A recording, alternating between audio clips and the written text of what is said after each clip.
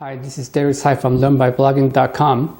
Today I want to give you a book review on this book called Creativity, Overcoming the Unseen Force That Stands in the Way of True Inspiration by Harry Percival. Percival is I think the current VP or president of the Pixar studio and also the Disney animation.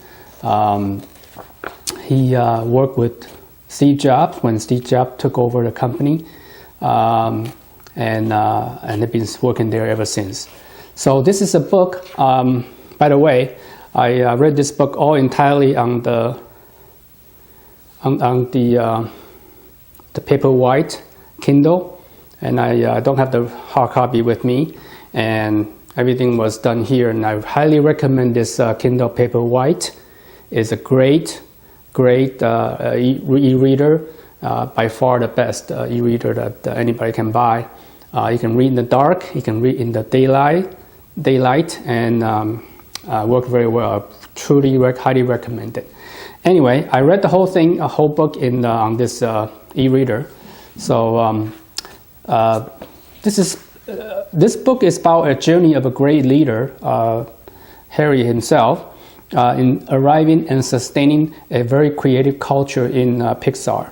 Pixar is a famous movie studio, animation studio that created the film Toy Story 1, 2, 3, and a bunch of other movies. And it started out as an innovation lab for Lucasfilm, and was eventually bought up by Steve Jobs after the company was sold because of Lucas was divorced, and they had to break up the asset. And but Steve Jobs bought the company right after he was ousted from Apple. And so this is about his entire journey, how he arrived at coming up with a very creative culture for Pixar. And there are a lot of concepts that are evolved as a result of working years in highly creative Pixar and applying the same philosophy to Disney animation when Pixar was bought up by Disney. So my summary here is about processes. Having a very open communications is setting up like a brain trust, which is a monthly gathering where they talk about and discussing about movie lines, storylines, and everything that's important to the company. Really help everybody to struggle with the storyline and coming up with the best, most creative plot, and finally the good movie results. Also, on the post-mortem, one way to understand why they are exceptional, but but tend to be very resistant to self-assessment. 90% of the value in the preparation of the postmortem, or leading to the postmortem. They call it pre-postmortem. And he suggests some idea about making two lists. The top one list is top 5 things that they would do again, and top 5 things that they wouldn't. Kind of soften up people's negativity. Also, don't trust the data. Don't just trust the data. Their first conclusions are always drawn from our success or failure are typically wrong. These are very good quote. Measuring the outcome without evaluating the process is very deceiving. So the process that gets to the success or failure sometimes are more important. They also mentioned about having this lunch lottery. I thought it was a great idea to match people at random to encourage new connections and friendships, and holding a cross-functional mixer, get far-flung colleagues to know each other, and over a few beers. That's a great idea. Number 2 is that this whole thing, creativity, is all about people and the team. If you give a good idea to a mediocre team, they will screw up. But if you give a mediocre idea to a brilliant team, they will either fix it up or throw it away or come up with something even better. Very good quote. And getting the team right is the necessary precursor to getting the ideas right. So getting the right people and the right chemistry is very important than getting the right idea. So it's all about the people, number 2. Number 3, ideas. Ideas are not singular. They are forced through tens of thousands of decisions, often made by dozens of people, and they are additive rather than competitive. Very important concept. An idea without the critical ingredients, that is candor, there can be no trust, and without trust, creative collaboration is not possible. So having the trust, then having the candor. So number 4 is the approaches. The more time you spend mapping out the approaches, more likely you're going to get attached to it. So don't get attached to approaches. Feel free to change as you see fit. Number 5, on leadership. Reward the aspirations. So one of the most crucial responsibility of leadership is creating a culture that rewards those people who lift not on just your stock prices, but also your aspirations as well. Number 2 is also demonstrate a trustworthiness by responding well to failures. Not to prevent risk, but to build the ability to recover from that risk. So view conflict as an essential, is how we know the best idea is tested and will survive. The world is often unkind to the new talent. So the new creations, the new needs friends. Protect the new, and that's how creativity comes from. Hold lightly to goals and firmly to intentions and values. Goals can be shifted around, but as long as your intention or values are intact, things would work out well. Have the bravery to endorse something that's unproven and providing the room for it to grow. Make sure you have a fertile ground to grow something new. It's part of the creativity. Taking the risk necessitates a willingness to deal with the mess created by the risk. So make it safe to take them. When you take risk, it's going to be failure and there'll be a mess. So just willing to accept it's going to be a mess and that'll be okay. Try to understand the nature of the unseen. Sometimes failure happens. You try to understand what are the unseen elements and see if you can make it more easier to observe next time around. Be humble. Understand what many of the factors that shape our lives and business are really out of sight. So it's not really within your control, and don't think that it's all because of you or other things that contribute to it. Sometimes you just got lucky. Mental models are not reality, but are tools for you to perceive what things are. So don't hold tightly to your mental models. Make the best guess and hurry it up about it. So if it's wrong, there's room to change course. Make a lot of mistakes, make the best guess and hurry it up. Don't just kind of stagnant and indecisive. Sometimes leadership is about making decisions and fail. As long as you have a way to recover from it and change course from it, that will be okay. Loosen the controls, accept the risk, trust your colleagues, work to clear the path for them, and pay attention to anything that created fear. Those are very good something for leadership to hold to. On hiring, give more weight to the potential to grow than their current skill level. And what they will be capable of tomorrow is more important than what they can do today. Hire people who are better than you are and always take a chance on the better one. This is hard to do than to say it. Sometimes it takes a lot of imagination to actually project what a person's growth path would be. Trust means that you trust them when they screw up, but not just trust them not to screw up. So very important distinction. You trust them when they do screw up, not just trust them not to screw up. Do not make stability a goal. Balance is more important than stability. Interesting. Don't confuse the process with the goal. Making the product great is a goal. So hold on too tight to your process.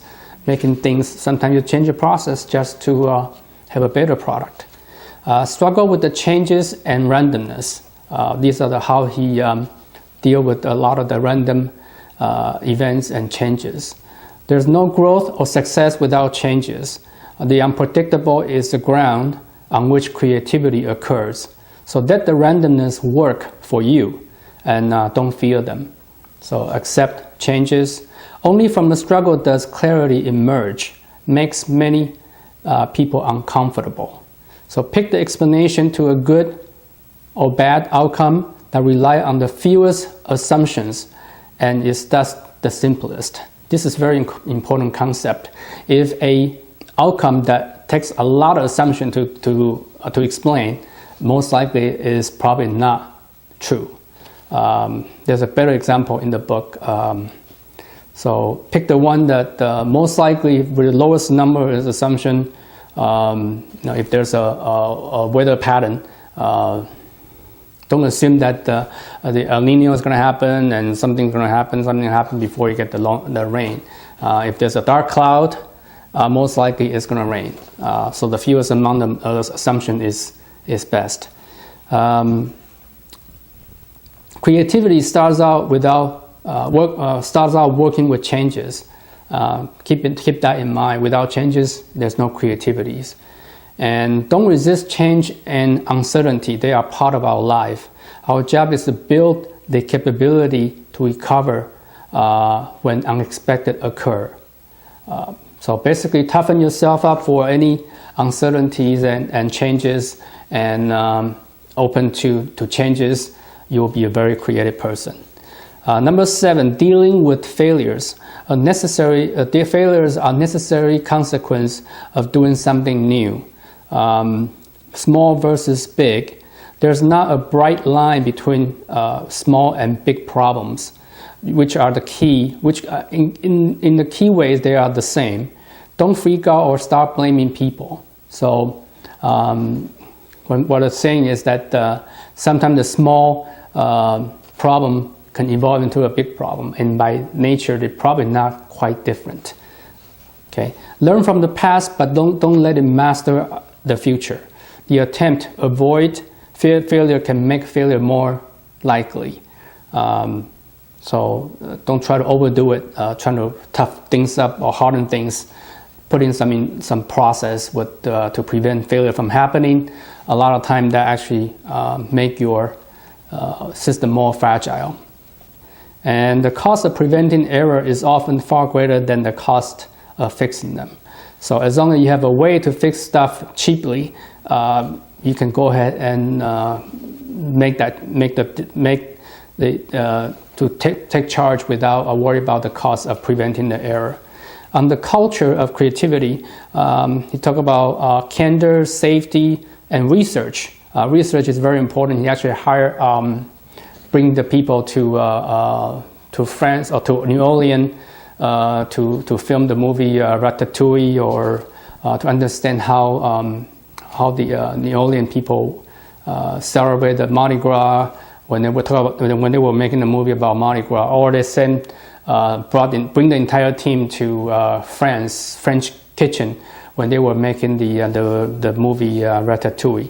And doing your homework, doing the research is very important. So the candor, safety, research, self-assessment, and protecting the new, all the mechanism we use to confront the unknown and keep the chaos and fear to the minimum. Allow smaller groups within the large to differentiate themselves and operate according to their own value, so long as those rules work. And this will foster a sense of personal ownership and pride in the company, which benefits the entire enterprise. This is very difficult to do in the large corporation, and I work in many large corporations. How to make a pocket of subculture thrive without affecting the entire enterprise is not that easy. Craft, number 9, crafts versus art. Craft is what we expect to know, and art is the unexpected use of our craft. So art class is about learning to see, not learning to draw. Very important distinction. On setting the limits. Before we impose procedure and limits, ask how they will aid in enabling people to respond creatively. If not, it's very ill-suited task to the task at hand. So very careful in setting limits in the company, in the group, in the organization. Art versus technology. Art challenges the technology, and technology inspire the arts. So they work mutually beneficial, not mutually exclusive. Number 12, solving problems. Don't just focus on the problem, but also look at the environment that contributes to the problem, and move the focus away from the notion of the right way to fix the problem to actually fixing the problem. So just go and fix the problem. Don't worry about what is the right way of doing it. Engaging with exceptional hard problem forces us to think differently. So sometimes the hard problem are the one that will set you apart and make you be more creative. Measurements. Measure what you can, but evaluate what you measure, and appreciate what you cannot measure, that vast majority of what you do. There's a lot of things people say you got to measure everything, but there are a lot of things that just not measurable. But just appreciate at least once in a while. Make time to take a step back and think about what you're doing. Creativity in Zen. To have a not known mind is a goal of creative people. It means that you're open to and just as children are, like Japanese Zen is having the beginner's mind. We must let go of something. On creative habits, creative people discover and realize their vision over time through dedicated and protracted struggles. Creativity is more like a marathon than a sprint. And the key to linger is to linger between the unknown and the known, where the originality would occur. Okay, imagining making the impossible possible, and those are the very interesting concept. Imagining, dreaming, noodling, audaciously projecting what is true for the moment is a way we discover what is new and what is important. And do not discount ideas from unexpected sources. Inspiration does and can come from anywhere. Okay. Talk about the directors, the rare skill. There's a lot of director in every movie. That's kind of the key person. Pitching is a way to testing material and taking its measure and strengthening it by observing how it how it plays to an audience. And if idea doesn't fly, they're extremely, most of the directors are extremely adept at just dropping it and moving on. So Steve Jobs actually has a very similar trait, and he actually mentioned that he wanted to be a director on his next life. And act our intentions, then stay true to our values. Number 17 is balance between feeding the beast, which is profit for the company, and coming up with the most creative products and movies. You have to strike a nice balance. Otherwise, you can end up with a lot of you're gonna feed on yourself, and you won't be able to do anything creative like Disney in the old days. Then Steve Jobs, the story is very interesting, very intriguing. He actually evolved as a leader and respect those who are willing to challenge him and argue for what he really believes. So this is a great book for anyone in a leadership position and trying to grow and sustain a creative organization and culture. I highly recommend this book. And that's all I have. Thanks for watching. Until next time. Bye now. It's a beautiful flower arrangement by my wife. This Japanese flower arrangement style. all in one line. Nice.